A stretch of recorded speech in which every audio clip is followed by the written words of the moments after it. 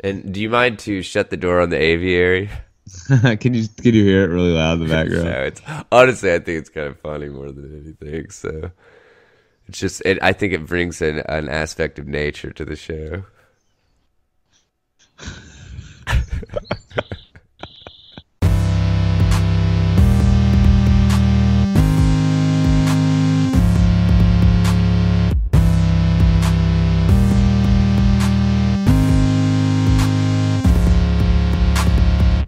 Hello, everybody, and welcome back to the Tether Radio Podcast, the only podcast keeping you from spiraling out into the infinite abyss. My name is Daniel, and I'm joined, as always, by my brother and co-host, Joseph. Good afternoon, Cincinnati. Oh, is that where you're casting from today? Hello, Cleveland. Man, have you seen the, this is super random, I don't know what just made me think of it, but have you seen the Mr. Rogers, documentary? Yeah. No, but I've heard it's incredible. I don't understand how a person that good can, die. Well, yeah, could die, yeah. No, dude, that guy is, like, the purest form of good. Like, he is the reason that, like, PBS basically has children programming on it. Well, isn't he okay. So Fred Rogers, okay. So Fred Rogers is also the same thing as Jolly Roger. That's right. Interesting. So you're familiar with him. Interesting.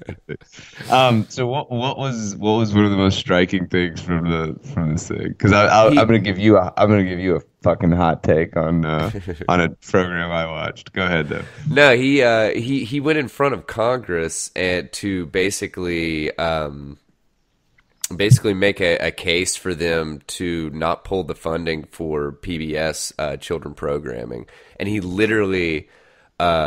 I'd like a bitch. Yeah. No, he literally like sang a children's song kind of thing or recited this like poem kind of thing to Congress, and like before he took whatever the stand, I guess you could say, like they were just like they had basically already made up their mind that they were going to pull funding. And then after he left, they were like, "Well, I guess that you've earned this money, so you can have it." It was just crazy, dude. I feel like I was like my eyes were tearing up most of the movie because he was just such a good dude.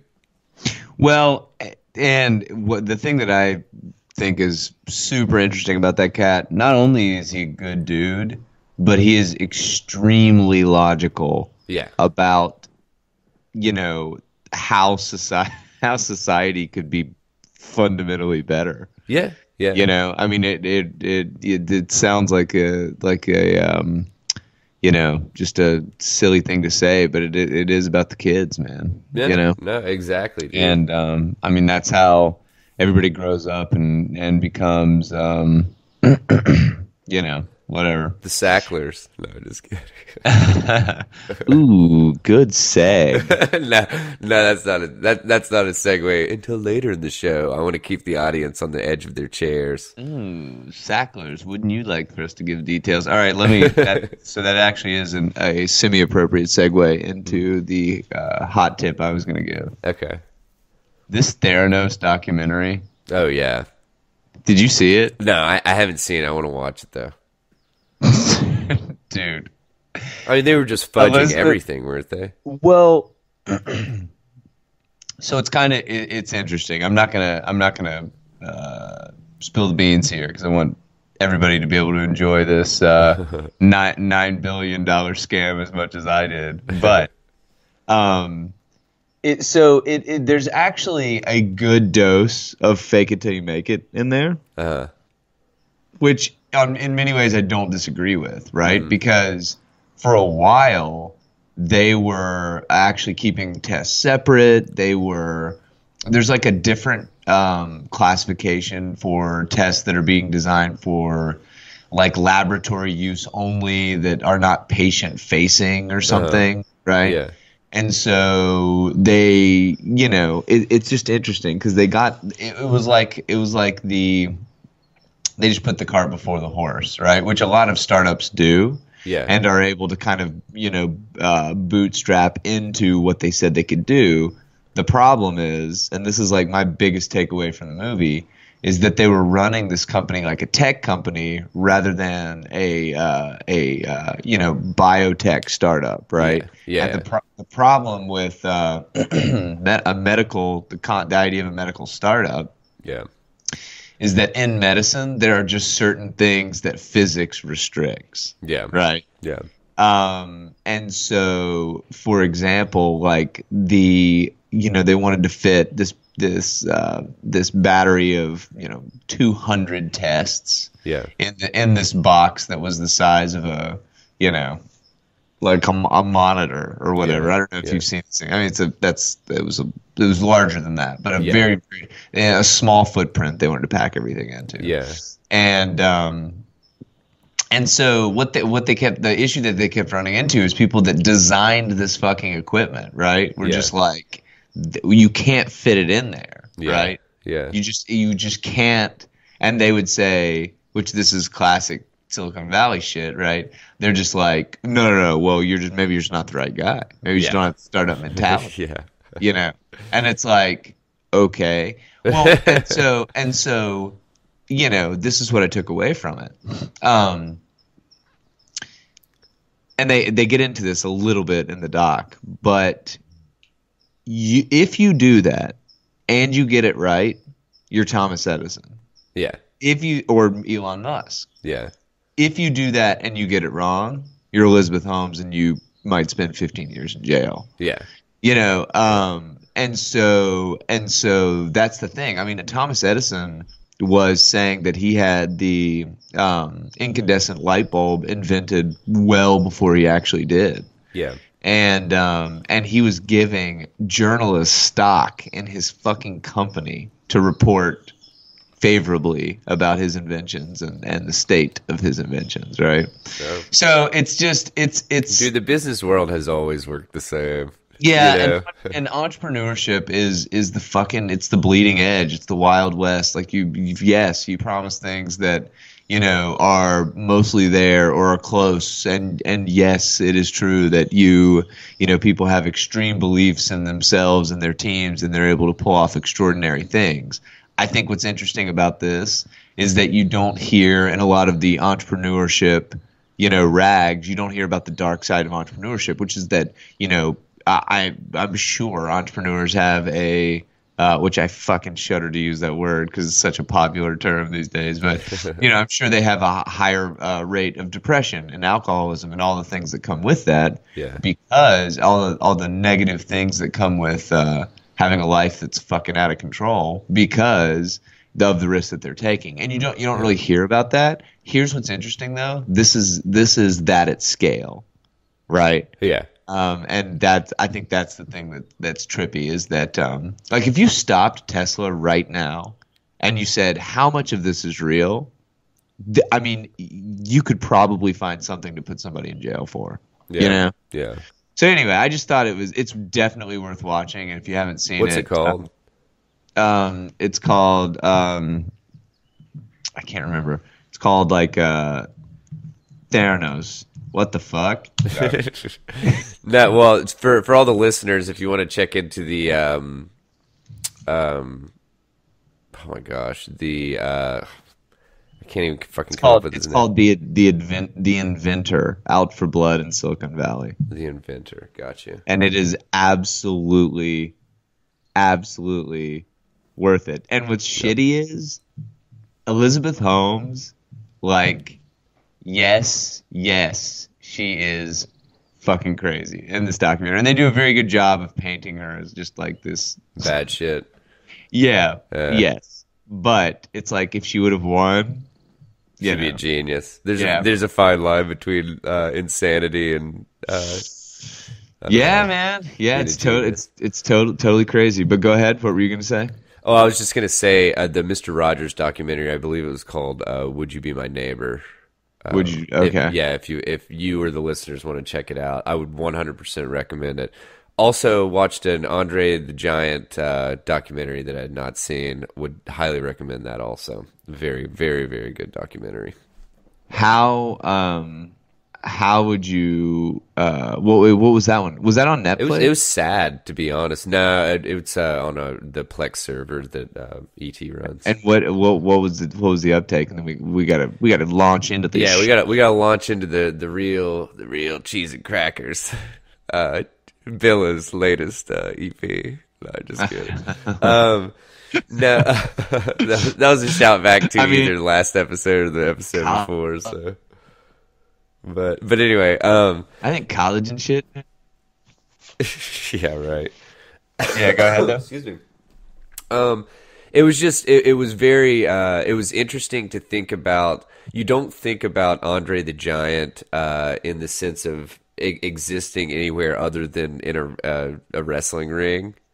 Yeah. And like, dude, he was just such a big dude that like when he would travel to wrestle, he couldn't fit in the plane lavatories. So they'd have to bring a curtain out, put it around him so he could piss in a bucket, and then a flight attendant would have to take it to the bathroom and like dump it out.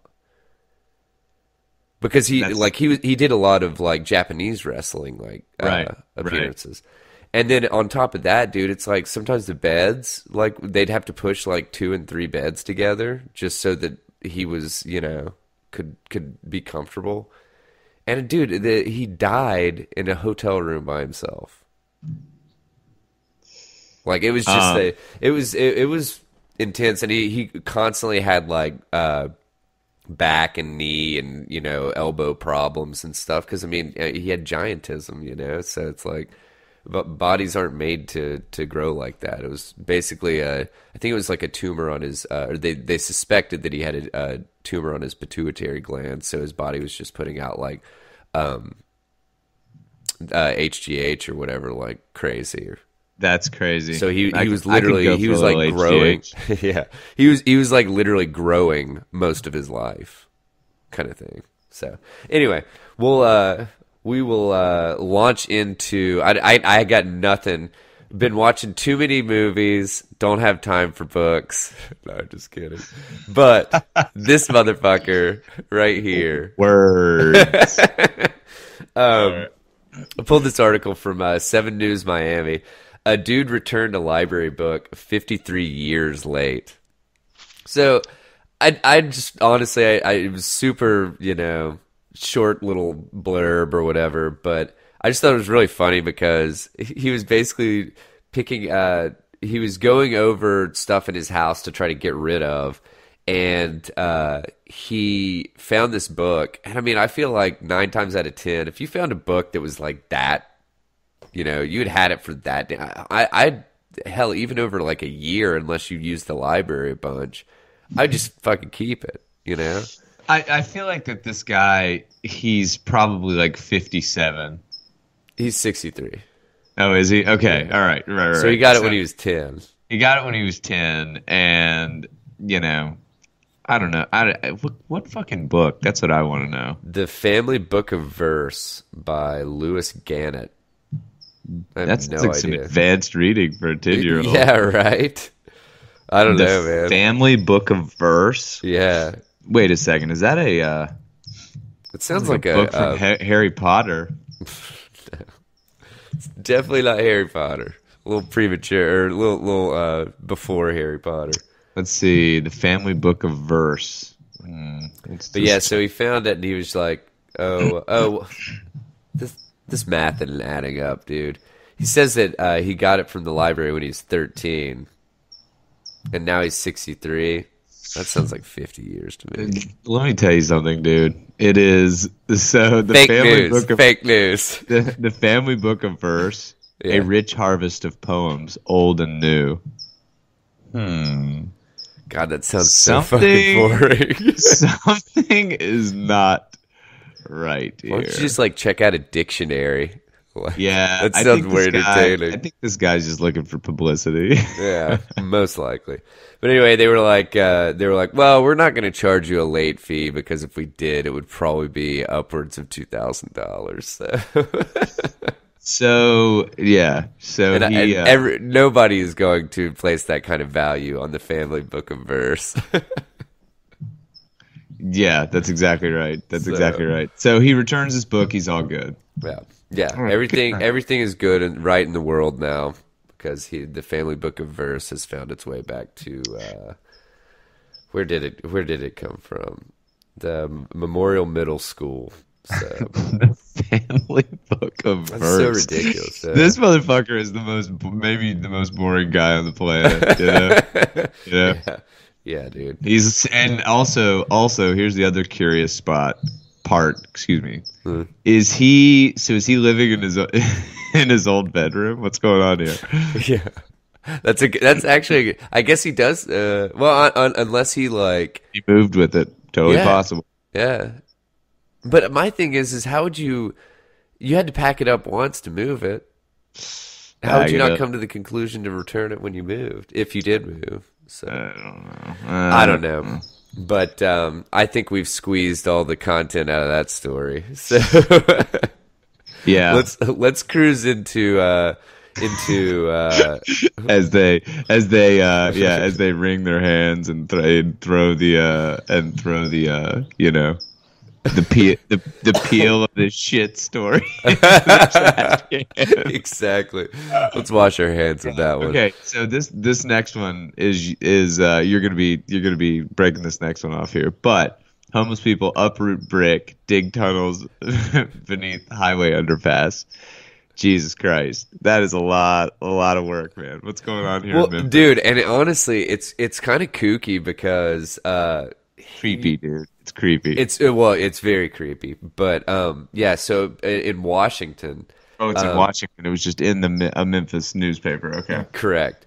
And it's under the I-5, which is a very receives a shit ton of traffic, and so these homeless people were basically literally burrowing underneath like the overpasses, and they were uprooting the concrete, like it's like the bricks that they use as like basically a retention wall Okay. to reduce corrosion kind of thing, so that the foundation of the overpass stays, keeps its integrity.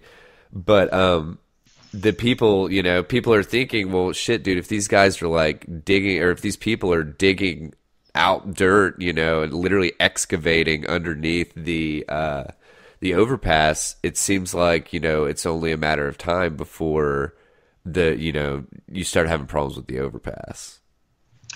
So I don't think people realize, it depends on where dear listeners are from, Yeah. but I don't think people realize how insane the homeless situation has gotten to be on the West Coast. Yeah.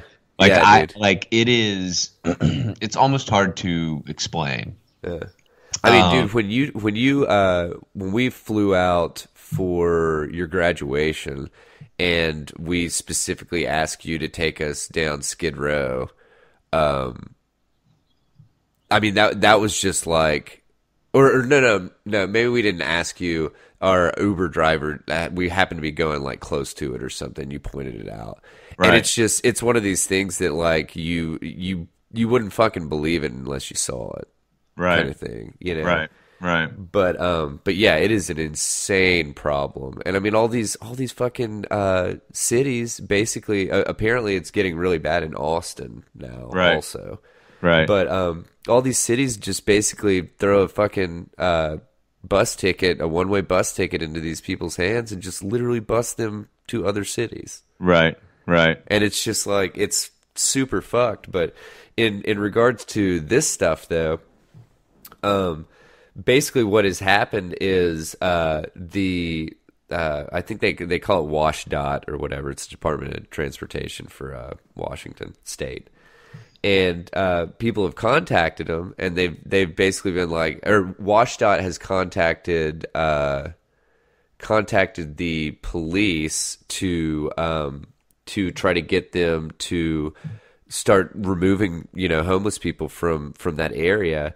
And the police are like, well, unless you put up signage or whatever that says that they can't be there, then we can't do anything. And for some reason, WashDOT, they basically said that they've tried fences and stuff like that in the past, and it hasn't worked. So, and there was some kind of pushback for basically they don't want to put the fucking money into signage, and then the police can't do anything unless there's signage, kind of thing.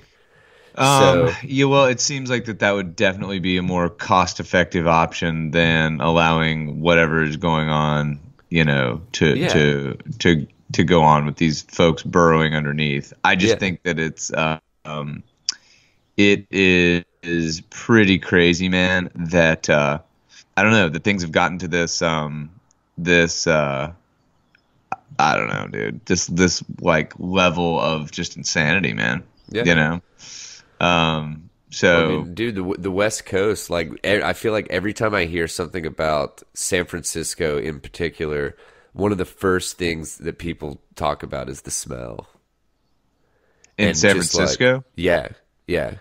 Because there's so many homeless people that are just like shitting and pissing on the streets, kind of thing. Yeah. I mean, it's pretty gnarly, man. It's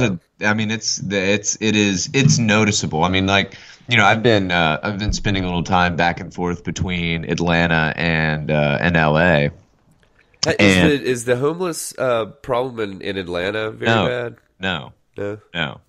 No. And it's like the thing that I think is an interesting question about this is that, I think that it is a little absurd to normalize the homelessness. And that's what's happened on the West Coast, where it's like, well, no, don't say anything bad. Like, come on. It's like, wait a second, dude. Well, allowing these tent cities, dude. Well, and like the problem is that the way that our fucking system works is that you you work to be a quote productive member of society. We can get into that later, right? As to really what that means. But I think basically what that means is that, there's this invisible, we've talked about this a couple of times, but there's this invisible contract where you're just saying, like, yes, I pay taxes and I don't, I try my best not to be a freeloader, even though, I may keep library books for 53 years every now and again. You know what I'm saying? Like, I'm not actively, tearing at the fabric of society or whatever. Yeah. And so when you have people that are just like, fuck you, I'm going to do whatever I want, it is it's like square nuts. I push my glasses back up on my face and I'm like, wait a second. But at the same time, like the way that our system works is that you need to, pay into it in some way to continue to perpetuate the fucking system. Like, that's just how it is, and so it is interesting to have so many people that have, for whatever reason, right, have just turned their back on that. The huge unspoken portion of this is a lot of it comes down to the way that we handle mentally ill people. If all of a sudden tomorrow, when was it that a president basically pulled a bunch of funding? Did that happen? And they just shut down a bunch of institutions? I think it was Reagan, man. Yeah. The Mental Health Systems Act of 1980. I actually was just hold on. No. Right. Okay. The Mental Health Systems Act of 1980 was United States legislation signed by President Jimmy Carter, which provided grants which provided grants to community mental and health centers. During the following Ronald Reagan administration, the United States Congress repealed most of the law. Gotcha. So I think that this is funny. This is KQED, right? Did emptying the mental hospitals contribute to homelessness? Right. Yeah. And I dude, feel like that's not even a question at this point, right? well, no, it absolutely. I mean, that article was from 2016, but it absolutely has, and I mean, one of the biggest tragedies on the with this in my mind is that there's a certain level of mental illness that is just where living at Sunny Grove, right, and living behind Yeah. a fence and like kind of you know being professionally treated. I guess we could get into that conversation on a different day, but Yeah. being professionally treated, whatever that means, in a professional setting where you are, where that's where you live because you're so fucked up, like very well may have merit, rather than just, you know, putting these people out without any support. And that's kind of the way that I would put it, is like they have no support at all. Yeah. So then they end Yeah. up being shot by cops because they're, being crazy and doing weird shit and Yeah. whatever. Because they're And just literally psychotic. literally Insane. psychotic, yeah, man. And so anyway, it's not to say that all of them are like that, but there's a considerable number, Yeah. that are kind of in that ballpark, man. It's super crazy, but a very really interesting article there, man. Yeah. For sure. So For sure. okay, this next one is comes from Fox News. Woman shot herself in the head while cuffed with hands behind her back during traffic stop in suicide, police say. Okay, so first of all, longest fucking headline. Yeah, I feel like they could have gotten away with just like a shorter portion of that. Woman shoots self in head while cuffed or whatever. I don't know. But so I mean, I'm not an editor, so I don't know. Yeah, right. I'm not a prof ed. So, but so this is interesting because, first of all, the story is completely fucking bizarre. Second of all, like shit like this doesn't happen to God. How can I say this in a constructive way? Like shit like this doesn't happen to people that go to work and Netflix and chill, right? Like, Yeah. no, it just doesn't. Instead, it happens to a person who was stopped was arrested during a stop in Chesapeake, Virginia, in July of 2018 after cops allegedly found drugs in the 1996 Lexus the couple were driving. Right? Yeah. Police said that they handcuffed Wilson, who was this 19-year-old woman, and while attempting to apprehend her boyfriend, 27-year-old Holden Medlin, he became combative and ran away from the scene. Cops then reportedly left Wilson handcuffed with her hands behind her back as they ran to catch Medlin. Yeah. While unattended, police say she was able to grab a weapon out of the Lexus, contort her body, and shoot herself through the mouth. So lot to pull apart here. There are layers to this This is a fucking onion of a story. So here's my thing, right? Like, what do you think the probability is that this happened like this? That this happened in the way that it's being described? I think it's Percentage very. chance. I would say 20% maybe. I would say Approaching zero. No, way to the other side. I'd say like 90% chance. Absolutely, dude. Absolutely. Because I think that this shit, like, now, not to get, let's just get into this shit. This is a white chick, okay? Uh-huh. Young white chick. Uh-huh. People who like fuck around and end up in compromising crazy ass situations have compromising crazy ass shit happen to them. Yeah. Fucking hard stop, right? Yeah. And so it's like that is one of the things that is so interesting to me about this like distrust of cops and distrust of like the system. First of all, I do not trust the system. I should come out of the gate and say that, like at all, in Yeah. any way. And I think that there's a lot of like fuckery that happens at scale. If you don't believe it, watch this Theranos documentary, first of all, right? Whether the story is amazing, but whether she was right or wrong, whether she was close to a breakthrough or not, there was shit that was just patently false that was being perpetuated by very, very powerful people, right? Yeah. Now, whether they were going to figure it out in the end or not is a different story. There were things that were false that were being, pushed at scale. So this happens. We know this happens, right? You and I did the conspiracy episode. Like there's crazy shit that happens. Cops are largely, I would say most police officers are fit into a fairly tight band of personality type, right? Yeah. Ex-military, maybe somebody who I can't think of a I'm struggling a little bit with a constructive way to kind of say this, but I'd say honestly, probably like generational, right?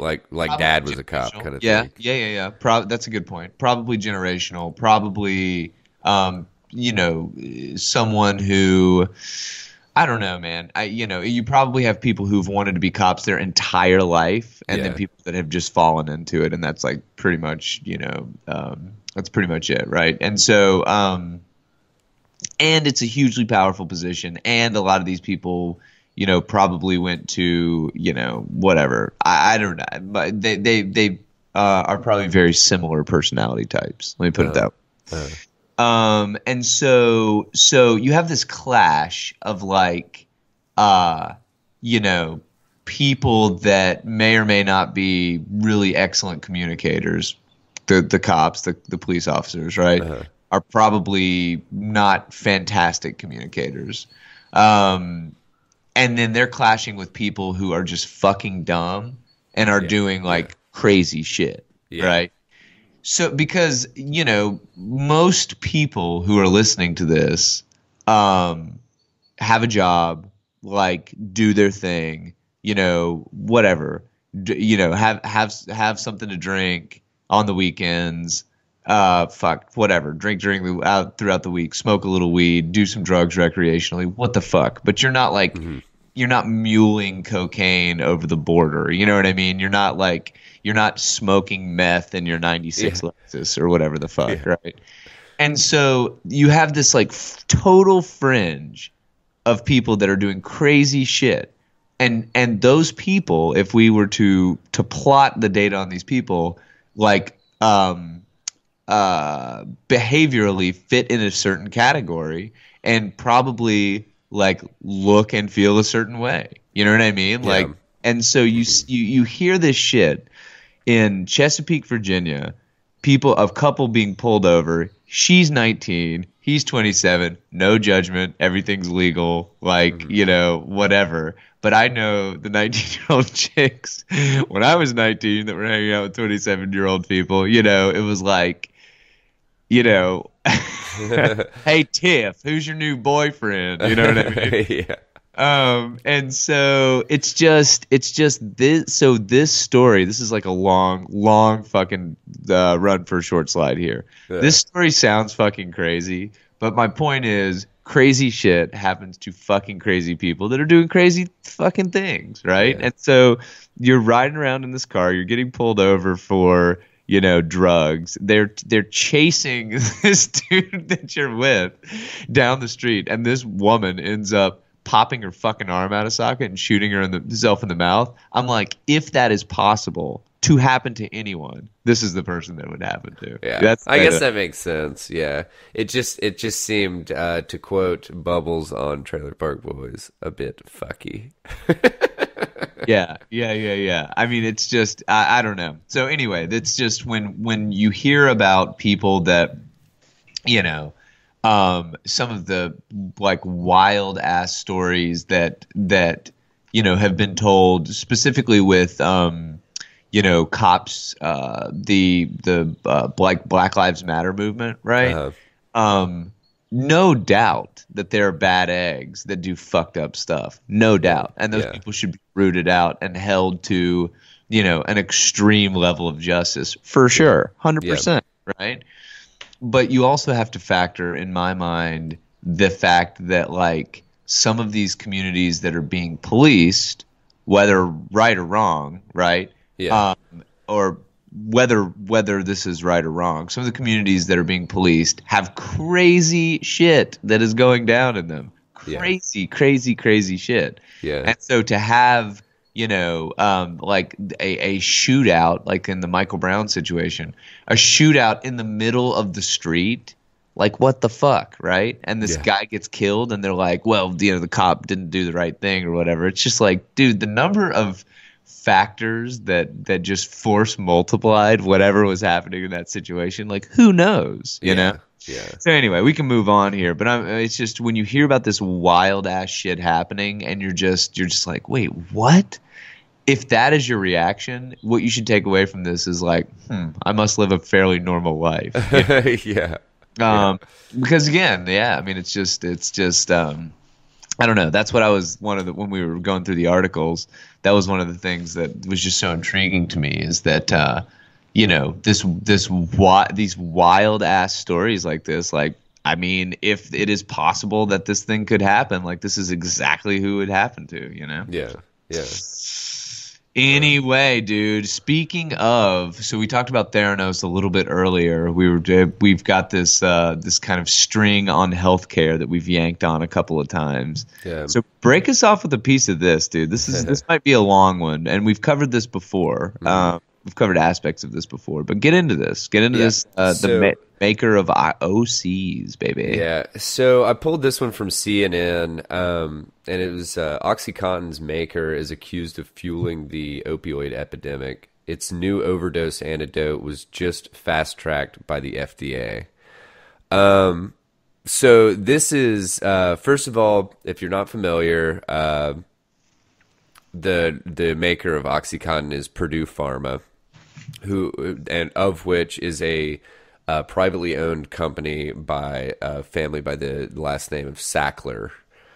And so everybody's kind of that's hold on. That's really interesting. That's really interesting. No, that's what I'm saying. Yeah. Yeah, go ahead. Go ahead. Say it. I was just gonna. Well, maybe we were thinking about different things here. Okay. That is really interesting. I just had this thought. I'm like, private companies, right? Yeah. Yeah. It seems like it would be in the best interest of the public if all healthcare or companies, when they got to a certain stage in research and development, had like the different rules applied. Yeah. Rather than like being able to shroud shit behind closed doors. Go ahead though. Which this kind of already kind of goes back to we had talked about it earlier because I had heard on a separate podcast about an act that was put through by the government in, I believe, 1973. Okay. And it allowed pharmaceutical companies to go for profit, as opposed to before that act went through, they had to be nonprofit. Yeah. Which makes more sense to me with health in regards to healthcare, because but it's also, it's one of these fine lines that you walk, because obviously if you make something for profit, you're incentivized to work harder to develop more stuff quicker, better, all that jazz. But I feel like with healthcare, it should be pretty fucking cut and dry in my humble opinion. Anyway, getting back to the article. So Purdue Pharma is involved in, is it a class action lawsuit at this point? I don't know the answer to that. I can find out.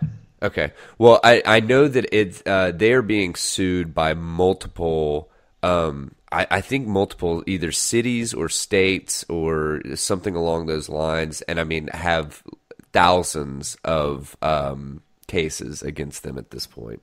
Mm-hmm. So they have put this drug out, or they're currently trying to get it fast tracked through the FDA, which basically I looked up exactly how you would get a drug fast tracked, the requirements for that, and it would have to fall under one of these 5 categories of showing superior effectiveness, and all of this shit is completely and utterly I guess relative. It's not objective in the least, and it's open for interpretation, I guess. So showing superior effectiveness, avoiding serious side effects of an available treatment, improving the diagnosis of a serious disease where early diagnosis results in an improved outcome, decreasing a clinically significant toxicity of an available treatment, or, and this is, I'm 99% sure where they fall under, addressing an unexpected public health need. So basically, this lawsuit that has come against Purdue Pharma is the fact that they fudged a ridiculous amount of research, kind of thing, and basically got researchers to sign off that OxyContin, or extended release oxycodone, that it is, it didn't have as high of an abuse potential. It's, the what was the other thing? The main thing that, well, basically they said that it was a lot safer to prescribe widely and not just like be very, very, have it be in a niche category of just extreme pain kind of thing. Okay. And so by doing that, they were able to boost their revenues. Okay, so check this shit out. I looked this shit up. In 2007, Purdue Pharma, their revenues were right around $3 billion. Okay. Fast forward 10 years, they're at $35 billion yearly. Okay. So, and I checked into it. OxyContin was apparently approved by the FDA in 1996. So, but you're obviously going to have a window of having to get the drug reps out there and really like pounding down doors and stuff. And I'm almost positive when this first came out, because they have just recently started cracking down on drug reps. Okay. And doctors being able to give like samples and stuff. And I'm pretty sure that doctors were openly giving samples early on. Now, obviously, once we got into the probably the mid-aughts, they had to really start cracking down on this stuff because it was getting completely and utterly out of hand. But yeah, man. So these guys are being accused of being one of like the big 5, and I can't remember exactly who. I know Mallinckrodt Pharma is another one, because they were the manufacturers of branded roxicodone, which is the immediate release oxycodone. Okay. So they're like one of these big 5 companies that is responsible for the opioid epidemic. Because all of these guys were putting out products and basically piggybacking on the research for that was being developed or whatever and done, and this just missed. I think that it's fucking complete and utter. I mean, it was made up. The abuse potential and all of this stuff was just completely, it was fudged. As opposed to like a 70% chance of somebody's going to want to abuse it. They said that it was like a fucking 20 or something like that. Okay. Which is normally that's normally the case for extended release drugs. Because the way that they make them is so that you're not getting these peaks and valleys, that you're getting this somewhat steady release of a drug kind of thing, Okay, right. And but anyway, so they're accused of being literally they manufactured the fucking opioid epidemic, or at least they were a very big player in that. So how much how common do you think this is? Um, I mean, yeah, yeah. I think that it's How common do you think this is in, let's say, worldwide and in the United States? Do you think that this is an issue that is distinctly American? well, honestly, I would say yes to that, just because America tries to allow, as you know, they try to allow the utmost of, I believe they try to allow the utmost of freedom, kind of thing.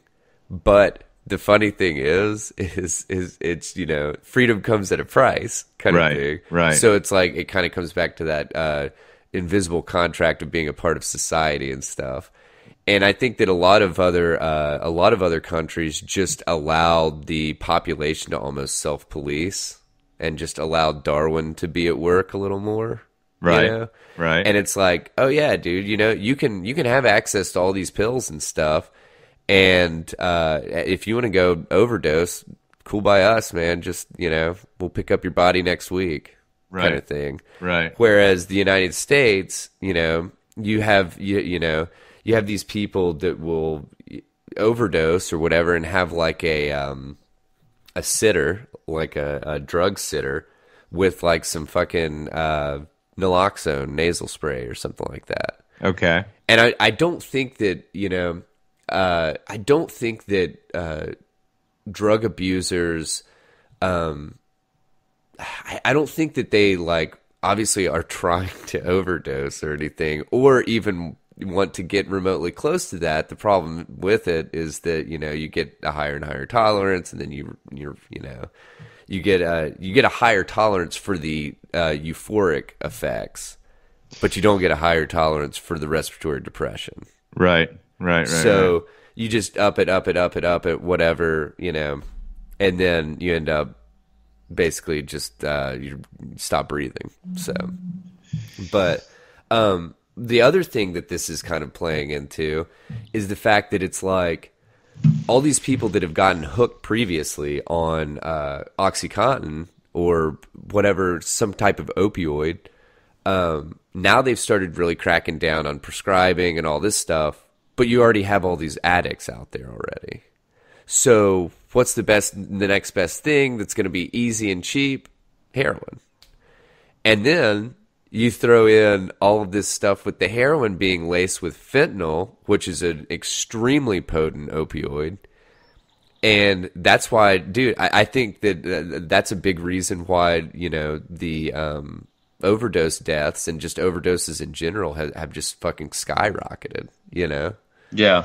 Because, I mean, shit, dude, like, I was talking to a lawyer buddy, and he was just talking about how many he was saying, like, probably like 9 out of 10 people that he dealt with in regards to defending them in court because of heroin charges. They basically all of them started off as opioid drug, like I guess prescription drug abusers. Yeah, I mean, that's pretty close, hits pretty close to home for us for a variety of Yeah, reasons, which I won't yeah. get into on the cast here. But Hmm. I mean, I think that I don't know. I really struggle with this idea for a couple of reasons. Namely, I really don't like the idea of a nanny state. But I also fully admit, and probably even, I'm kind of more in this category than I'd like to believe. I think most people are probably more in this category than they'd like to believe. But, human beings are very, very predictable, right? Yeah, human beings are predictable, and we can be exploited. And so, this idea of allowing companies just to do whatever the fuck that they want is probably not a good idea. That's why we have regulations, right? Yeah, yeah. But it is infinitely interesting to me that we are, that we have conversations about airbags, right? That are Yeah. blowing up and killing people. And, the legal system, some of our, Congress people come down like a ton of fucking bricks on the Yeah. auto industry. Yeah. Yet you've got people that are being, in so few ways, I mean, maybe not even in so few ways, maybe fucking directly, Yeah. people that are being exposed to this chemical engineering, right? Yeah. Well, And and that's where it's so incredibly nefarious to me that like, I mean, these drugs were, like you said, chemically engineered, and they know how your body is going, how right, 99% right, of people are going to right. respond to this fucking Well, drug. well, and here's the thing: they should, That right? 99 is Because way too high, but you know yeah, what I but mean. they know, right? Yeah, of course.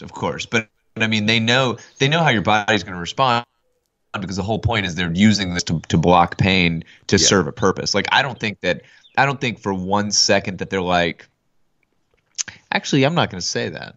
I'm not going to say that at all.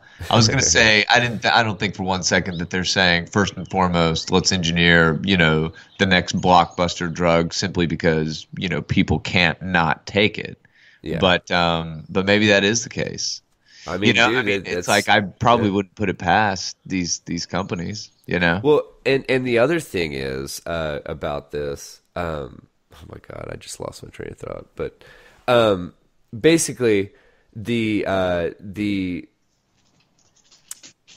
my god, it was on the tip of my tongue. But anyway, Yeah. well, coming back to the article, and I'll because I haven't even gotten to the actual gist of the article, but. Naloxone right now is the only thing that's FDA approved, I believe, that's FDA approved for as an opioid antagonist, so to reverse the effects of an opioid. Okay. But Purdue Pharma has come out with nalmefene hydrochloride injection, and it's supposed to have a longer effect than naloxone. And I would think that. Honestly, it might act about about the same rate, but yeah. So they've gotten this drug fast tracked to Okay. be approved, which I don't believe it has been approved at this point. And this is the other thing that was kind of weird about the article is the company said it's committed to advancing solutions to the opioid crisis, Okay. and quote, Purdue will not profit from nalmefene hydrochloride. Okay, that would be interesting. Yeah, let's Yeah. dig into that, right? Right. Then what happens? Well, yeah. Well, so where are the funds going? For like obviously Purdue's already made their fucking billions, and honestly, I think they're gonna get hit. I think they're gonna be made an example of. To be perfectly candid with you, and I think that they're gonna be bankrupt probably within the next couple of years. So I think that, and maybe this is just a maybe this is just a kind of something that emerges in life as you start to get a little bit older, right? But I think that at my core, I would consider myself probably to be libertarian, right?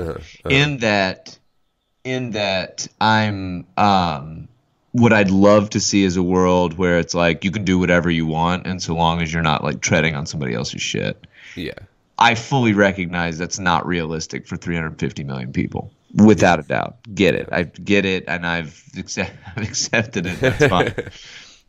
But I will say, part of as I've gotten a little bit older, something that I have absolutely changed my opinion on is nationalized healthcare. And I think it should be nationalized without a doubt, because I think it is in the best interest of any group of people to be as healthy as possible. Period.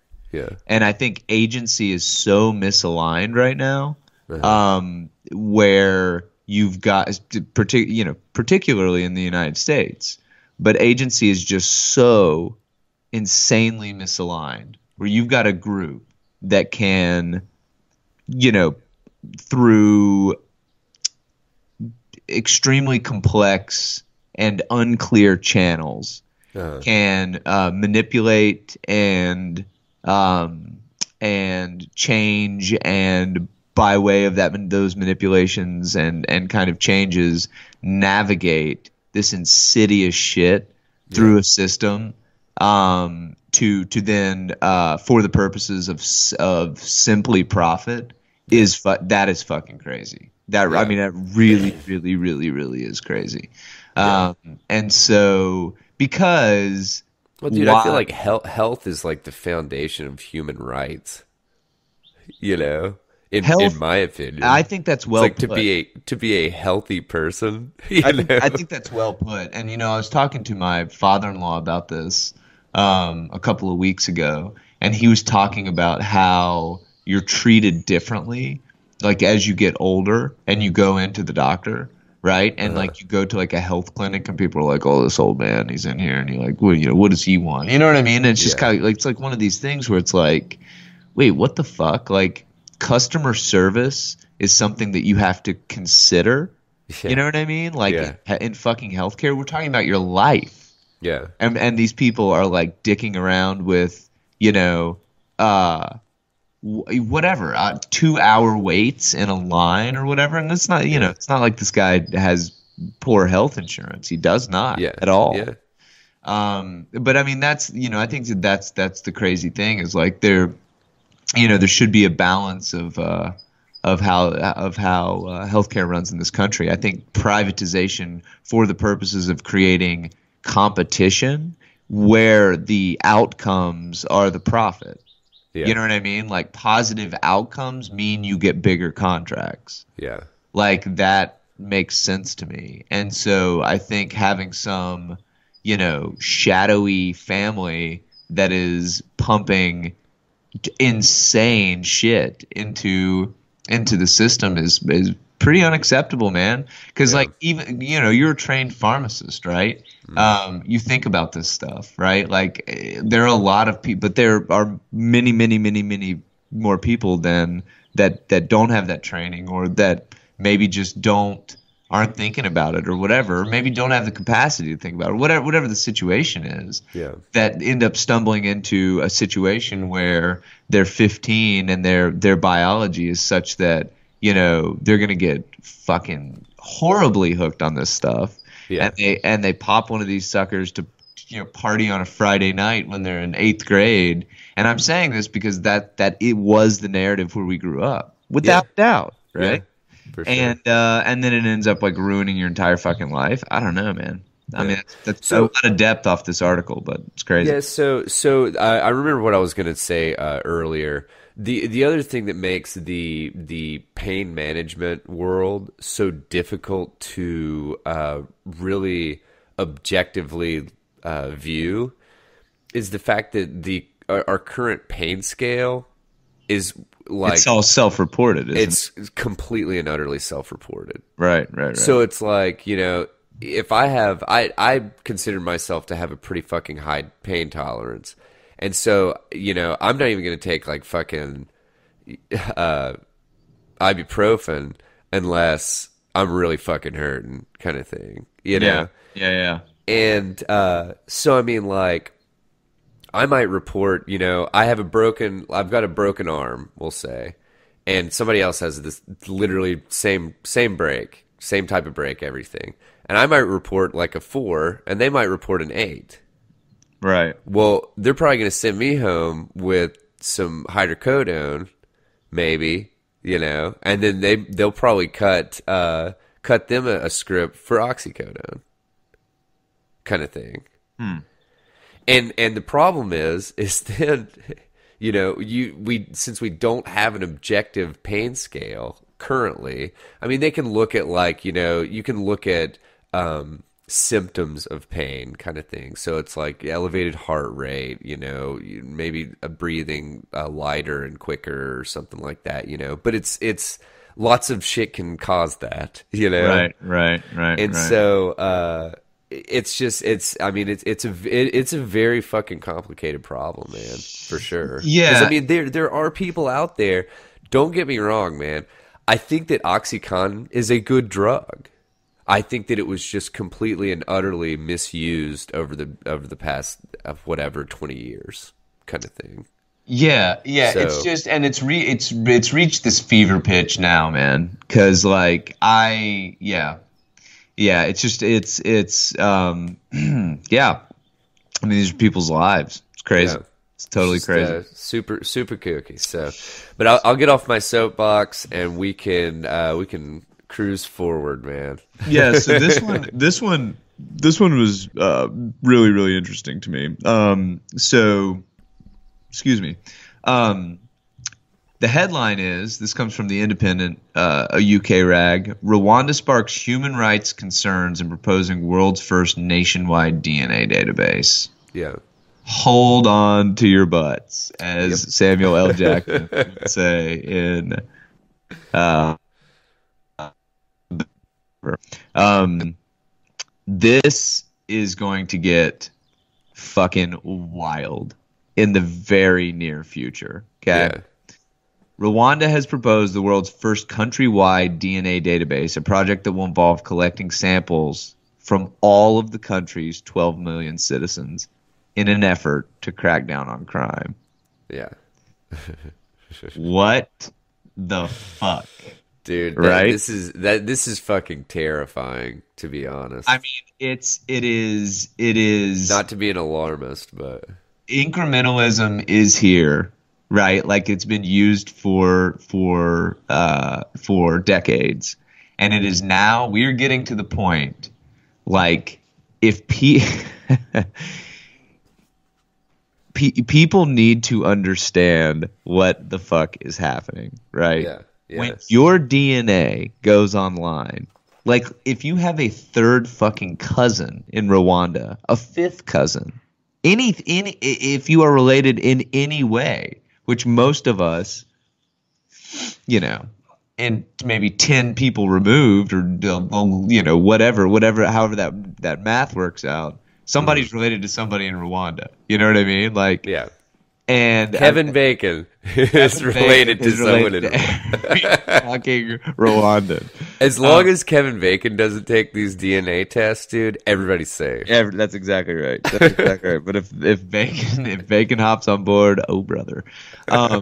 But I mean, having you, once you release this information, it does not go back in the bottle. It is out forever, and your DNA does not change until you evolve past, every marker in your DNA. So it is lunacy that this is being proposed and potentially accepted. And what's crazy is, in a place like Rwanda, this is where this could happen first, for sure. That's why it is happening there. And it's the people just have like next to no rights.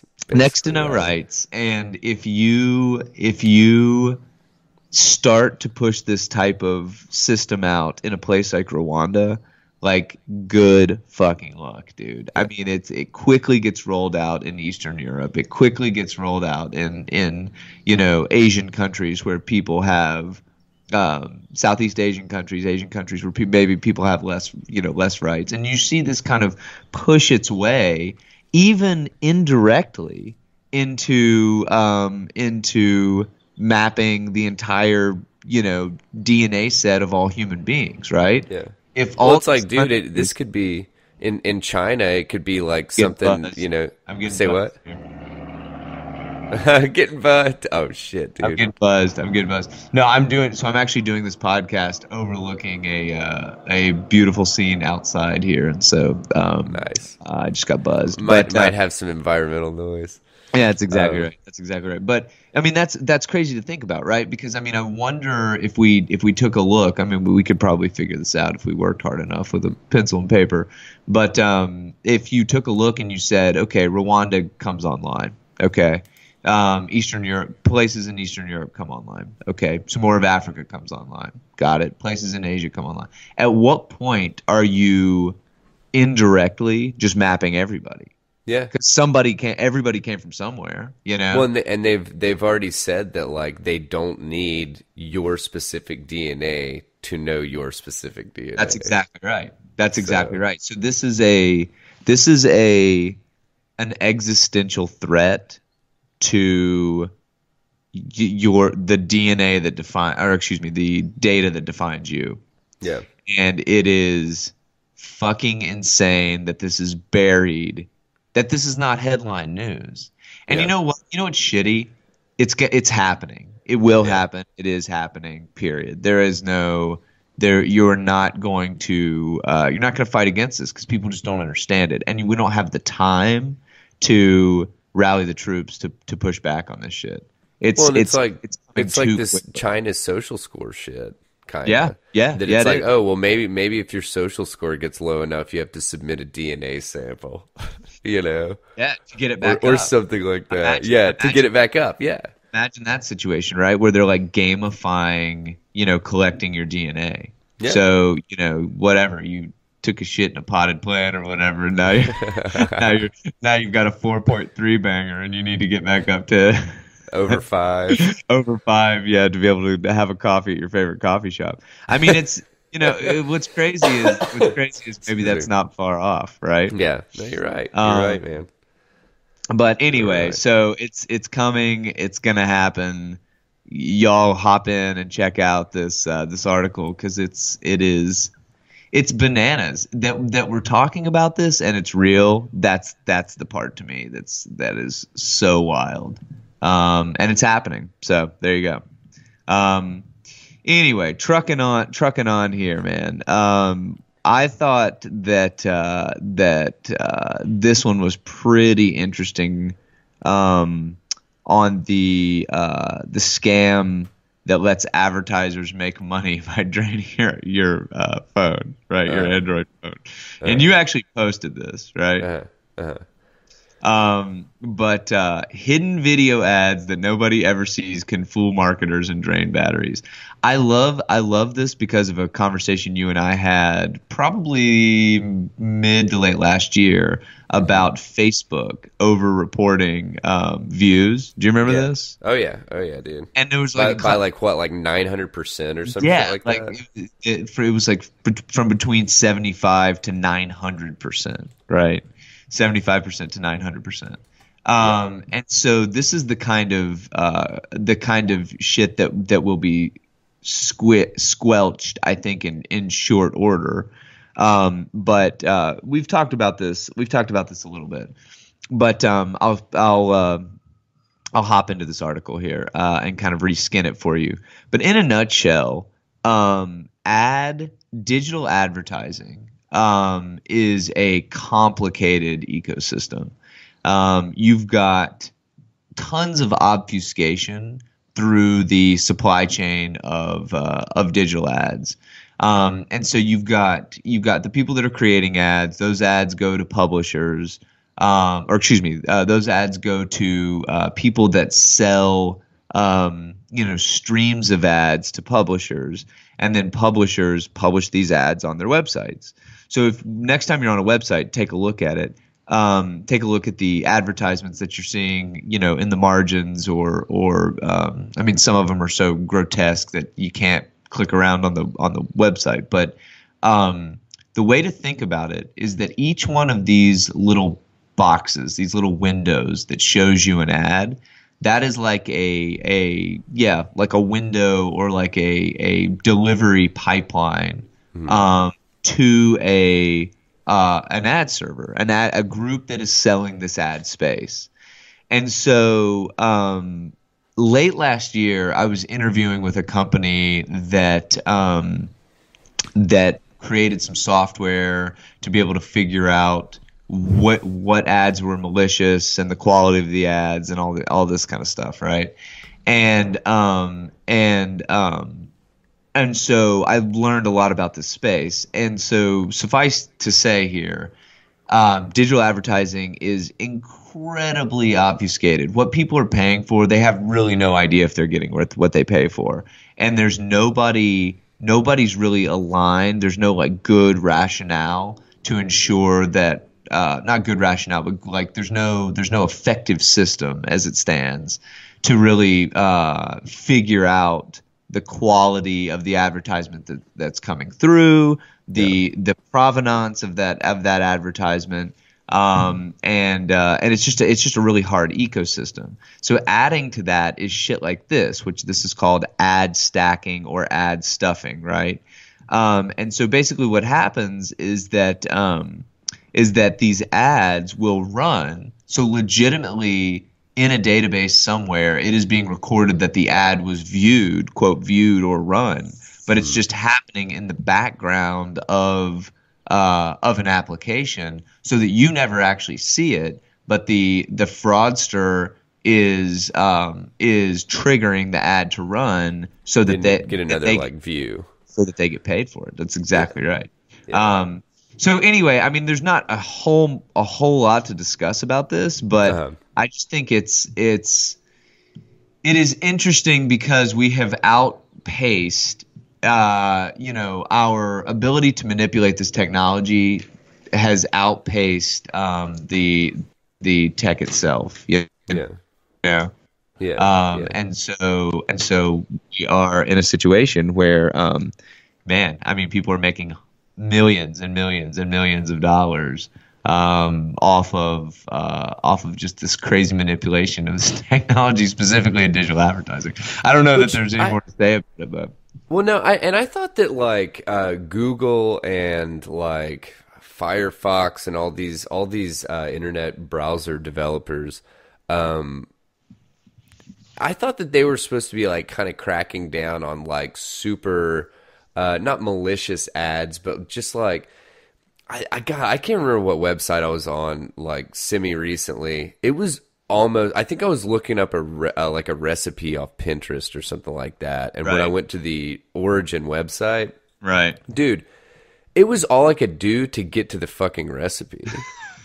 Like it was yeah, so fucking yeah, ridiculous that it's like with pop-ups and then like you scroll down and like the ad scrolls with you kind of thing, or it like turns into a full window ad and you right, have to right. like X out of that, and then by Xing out of that it prompts another one. I mean, dude, it was like no shit. It was one of the most frustrating fucking things. But having said that, I just finished off the last of the tortellini soup that I made, and it was really good.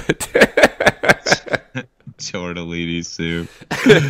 Oh my God. But Yeah, I mean, it was worth the ads.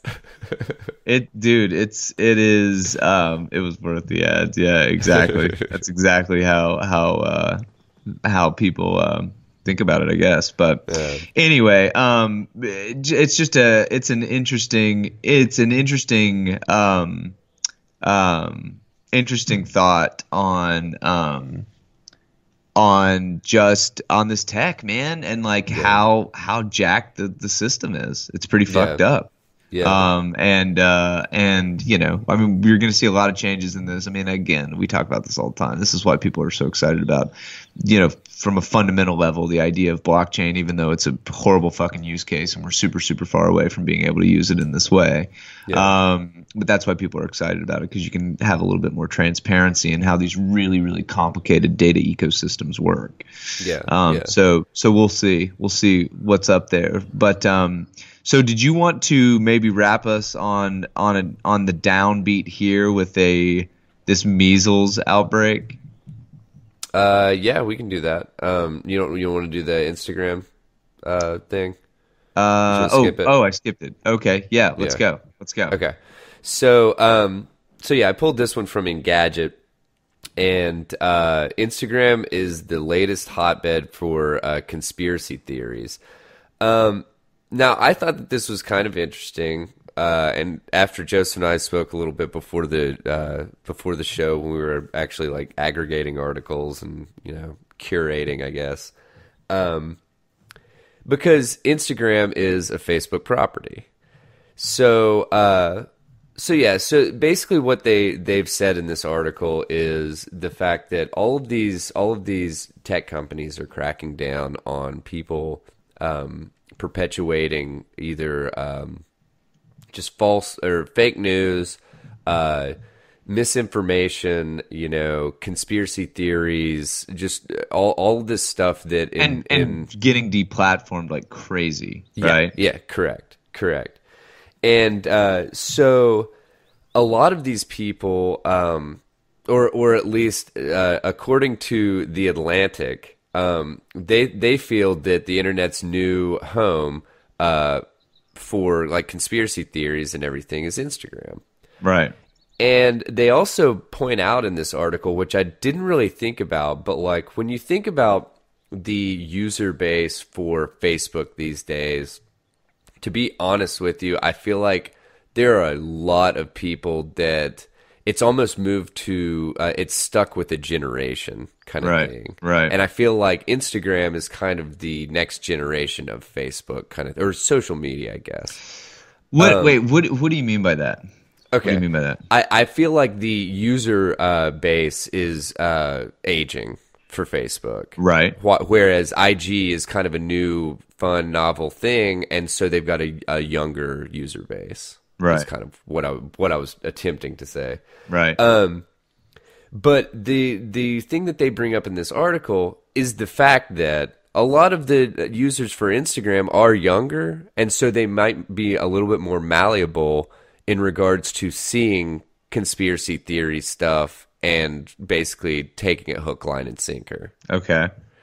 Which I thought that was kind of an interesting point to make, because I mean it is true that they're that I would say that back in what do you think the average like user age for Instagram is, like 25? I would guess 25 and under. Yeah. I think, or under. No. I'd say late 20s. 28, You 29. think late 20s? Yeah, I do.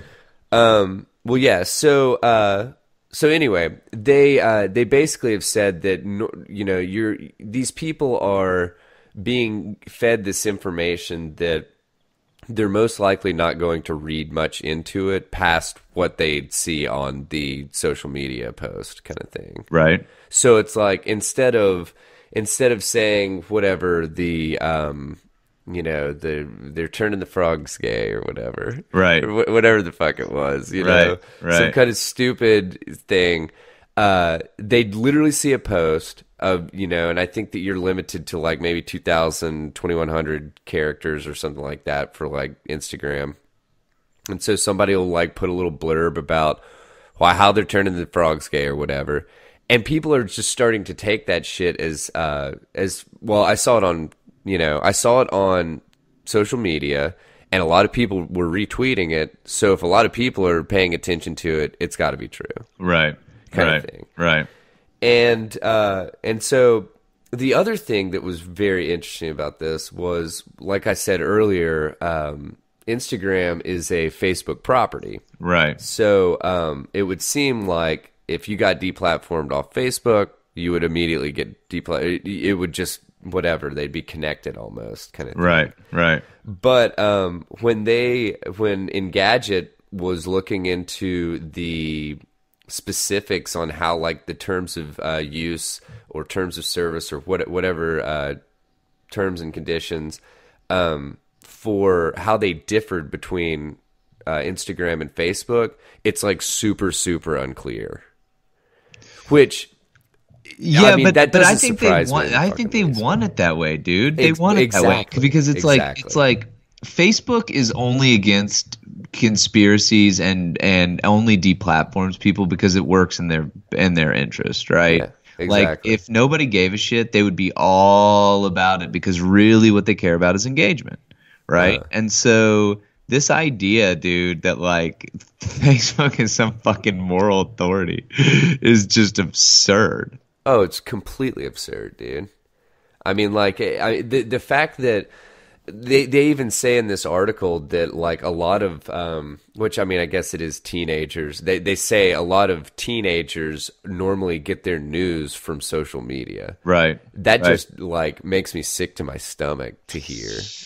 Yeah. It's already, not only is it shit that's being posted by other plebes, but it's like it's curated, Right. and then Right. it's put out Right. there. Right. So it's like it's going through so many fucking filters before it ends up in front of them. Right. Like, what the fuck, man? Right. And the other thing that I kind of wanted to bring up, and I guess I kind of wanted to get your take on it. Do you think that because I feel like conspiracy theories stuff they really started popping up after the 2016 election, like conspiracy theory, that phrase, fake news, all that jazz, right? After the 2016 Yeah, election. I mean, it's always been around though, dude. I mean, But like not really in the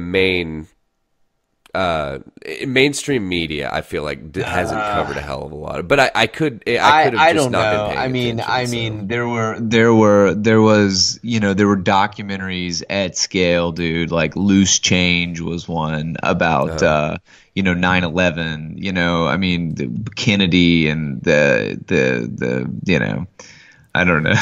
Well, my thought on all of this was, okay, so you've got all these people saying mainstream media, and the mainstream media has been proven wrong multiple times. Sure. They've reported shit. It's been completely wrong, or at least very, very pertinent parts of a story were omitted. Sure. And I feel like that's a big that's one of the big reasons why there have been such a rise in conspiracy theories, is because it's like before we used to just take the news that we would see and read for face value, and now we're constantly having to second guess it because they've been proven wrong so many times at this point. So do you think that there's any correlation between that, or do you think that is my tinfoil hat too tight? No. I don't. I think you're right. I think you're right. I think you are right. To from a certain perspective, right? Here's what I mean by that. I think that you have got a the way that we communicate these ideas has fundamentally changed. Right? Without a doubt. Yeah. You used to, gather around the TV and watch Walter Cronkite, prattle about the daily happenings or whatever, right? Like there used to be, before that, you had a newspaper, twice daily newspaper or whatever, that's printed in the morning and in the evening, and people would read it, and that's how they got their news and whatever. And now we've got this 24-hour cycle, and the nature of reality is that it fucking changes. Period, right? Yeah. And that perspective matters. And now, dude, this is kind of an interesting string to pull. But does perspective change your interpretation of something that happened? Fucking of course it does, right? Yeah. And so think about it like this. If now we have access to infinitely more perspectives, how do you tell what is true? Yeah. You know what I'm saying? Yeah. So think of it from that angle. So you've got, like, it seems absurd to you or I that, you've got this kid in Washington, D.C. who's standing there with this hat on looking at this Native American elder, and that blows up into what it did. That seems crazy, right? But I'll bet you there were people that were not trying to bait or be inappropriate, but actually felt like that there had been a huge misjustice that had unfolded. A huge injustice, injustice that had unfolded against this guy. Like I do truly believe that there were people that really believed that. So then you start asking yourselves, okay, well, how did they believe that? Because perspective is everything. And so if we now have one thing happening, and the perspective is now, like, think of it like, there's something happening at the center of a circle, and the entire parameter of the circle is millions of people with their camera phones on, all filming what's happening in the center of the circle. By definition, these perspectives are different, and you might be able, and thus it may seem the reality of what happened in the center of the circle is shifting. And fucking honestly, by definition, it is. Yeah. Yeah. Dude, that's a mind roaster. Yeah, no shit. but it's like whoa, bro. But so I don't disagree with you at all, actually. I just think that like we have not figured out a way to harness the true power of everyone being connected. Yeah. And so what's ended up happening is that those that get that paradigm shift a little bit better than the rest have bastardized it, and I don't want to say bastardized it because we don't know what it'll become, but have exploited it for their own self-interest. So anyway, I love that thought, and I think it's a great point, and I'm glad that you brought it up. Cool. Well, so is this the end of episode 41? Dude, I believe so. Holy shit. I was waiting for like an eagle to call in the background. But... Well, I'm sure if we give it enough time, that'll definitely go down. Definitely go down. So let us go through the social media handles, please. This has been episode 41 of Tether Radio, and we would like to remind you to shoot us your notes. Good, bad, indifferent. We want to hear it. We want to hear from you. Tell us what you hate. Tell us what you love. We are a ready and willing audience. Tetherradio@gmail.com. That's TETHERRADIO@gmail.com. Email us anything that you would like. Except like really fucked up viruses, pictures or viruses or something like that. We don't want to. Don't send us links. We're not gonna click. No. Please don't leak us to your website. Not interested. You can find us on Twitter @Tether_radio. You can find us on IG baby @Tether_radio and Facebook Tether Radio, all one word. This has been episode 41, and what a journey it has been, dear brother Daniel. Yep. So shit, man. I mean, we're getting up there. We're almost at a year of this thing, and yeah, man, it's good. It's good. We've just for those of you listening here, we've got a couple more guests that we'll probably be introducing in the coming weeks. We've got a couple more special episodes we'll be working up in the next couple of quarters this year, we do believe. But and if you have anything that you think that it would be interesting for us to look into or whatever, shoot it to us. Maybe we could put it into an episode and build something around it. So we'd love to hear it. That's exactly right. We'd love to hear it. So with that, this has been episode 41. I'm Joseph, and I'm Daniel, and we are reminding you, dear friendos, stay tethered. We'll see you next week.